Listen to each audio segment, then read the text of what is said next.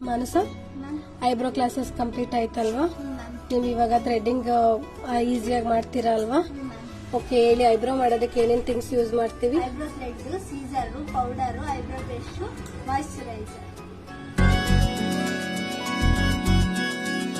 ಕಣ್ಣಲೆ ಬಚ್ಚಿಡಲ ನನ್ನಲೆ ಮುಚ್ಚಿಡಲ ಹೇಗಪ್ಪ ಕಾಪಾಡಲಿ ಚಿನ್ನದಂತ ಹುಡುಗ ನನ್ನೂನು ನನ್ನ ಬಳಗ ಇವನು ಗೊತ್ತೇನು ನಂದೇ ದೃಷ್ಟಿ ಏನು